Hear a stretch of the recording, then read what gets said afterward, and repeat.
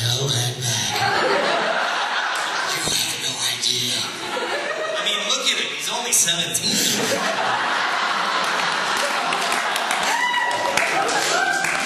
And when I played Wolfwood, they made me act with a cigarette in my mouth.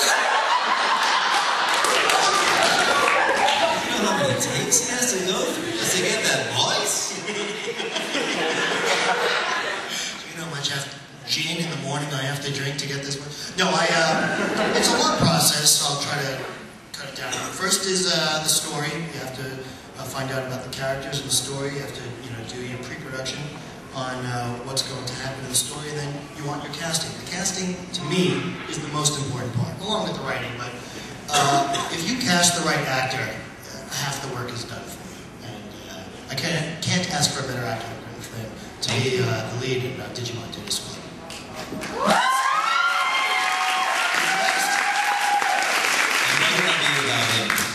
The only problem is we never got any work done. We're laughing too much. Yeah. We have to make up for it. We really have to double up on the work. Yes, in the back? Yeah. I'm sorry, I can't hear you. Have I ever tried? Okay, am I mama? Boy, where I'm from, that's illegal.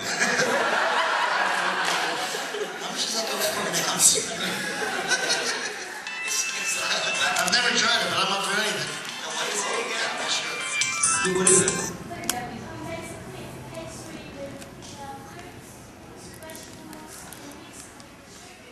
Oh, is it like, we just did an episode about it. The, Shitori Bakery. What was it? Yeah. And there's Yeah, we did pastry. Oh, what's the word? Does anyone know what I'm talking about? There's an English word for it. What's the English translation? Not a crepe. Oh, I know the English translation. Delicious. So good. No, I've never tried. I've never been to Japan, although my bosses go all the time. They're like, you stay at work, Jeff. We'll go and party in Japan. Yeah, so, yes. We just met Thursday. Yeah. Past friends? Kindred spirits? It's a good thing luckily for us, they had a panel called Q and J. I know. We just met Bill. He was the only Q that we're going to get some guy named James to do it. 1980... I mean, he's only 17. You do the math. He was in the fetus in the womb next to mine. And, we were birthed in the same hospital. We were roommates. Yeah.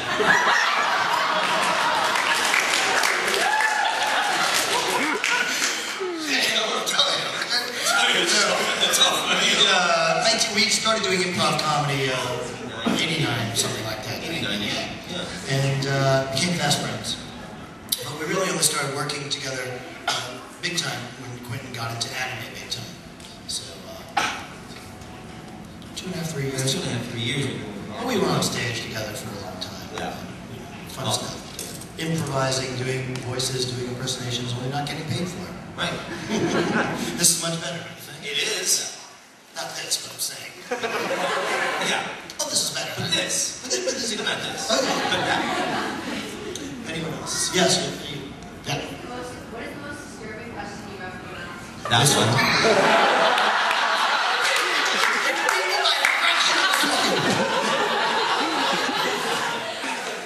Let's take two. Ask it again. Ask it again. No, please. You're fired. That's directing, that's acting. That's resistance, and that's what happens as a result. The most disturbing question ever asked.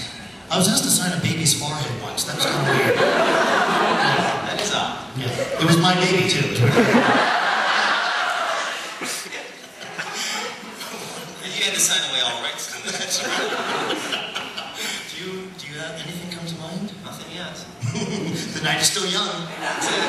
We've still got more hands in this room. It's coming. Think of them now. It's coming. Yes, you. Yeah. What's your favorite part about going to conventions? Well, seeing all of you. Yeah, absolutely.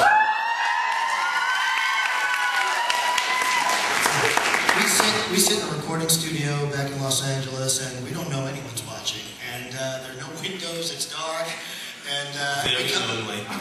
come out here and everyone's dressed like us. It's fantastic. It's wonderful to get the feedback, you know. We love you guys. We genuinely do love you guys, and we don't come for the money because they don't pay us. So, so we come for you guys. We come for the great ego boost and the love. We're both positive guys, and we love you guys. Yes. Yeah. How strict or flexible are you as a director? I'm sorry? How strict or flexible are you as a director whenever you're directing? How strict or flexible am I as a director? Well, you should ask the guy who I direct. It really depends on the talent. If they're listening, paying attention, and working with a director like Jeff, then, you know, work's going to happen. I mean, he and I get into a flow. Right. And it also depends on a timeline. You know, if an actor shows up late, or Don't show up late if you're working for me. don't show up late, definitely. You know, also it depends on the actor's rhythm that Jeff has to be aware of in terms of how far he can push them, how quickly, how much time they need. I mean, you've got that human element where he can't direct every actor the same way. Yeah, right, of course, right.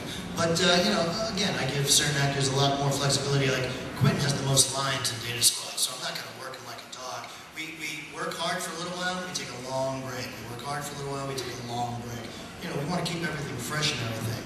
But, you know, also, if someone comes in and they're a very fast dubber and looper, they've got 1 hour's worth of work, I'll just fly through that, you know, and frankly, I'll give them the line reading. A lot of actors don't like that, but I don't really care. I've got my own time to deal with, and I've got to get what I want. But the thing about me is, I know what I want going in. I've already written it, so I'm not looking at it for the first time. So I know exactly the way I want to play it. A lot of times an actor will give me something that I didn't think about, and I'll sit there and think, and they'll think they did something wrong. And I'm like, no, I'm just considering what you did. It was different than what I thought. And I'm thinking whether I'm going to keep it or not. Sometimes I'll keep it and then get what I want as a safety, and later on change it up. But pretty much, I know what I want. I've got a really tight schedule on Digimon and all my shows. So I'm not that flexible, to tell you the truth. It just depends on the strength or the weakness of the actor he's working with. Yeah. Yes. Does writing help with the writing process and also kind of side of that? Yeah. Where do you come up with your writing ideas for that episode?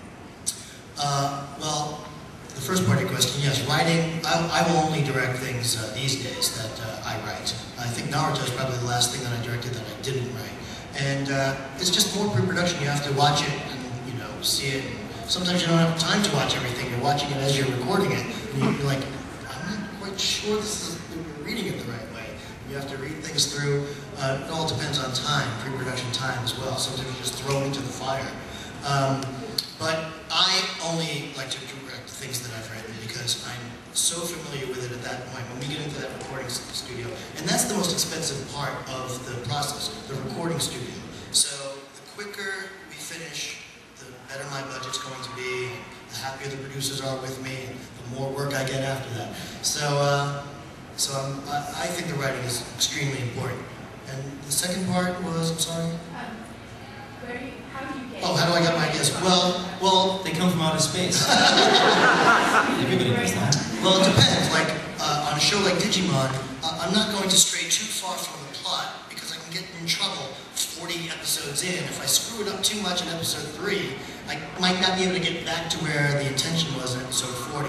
So I lift them strictly from that. But on a show like Bo-Bo-Bo-Bo-Bo-Bo-Bo, I get my ideas from heavy drugs and alcohol use.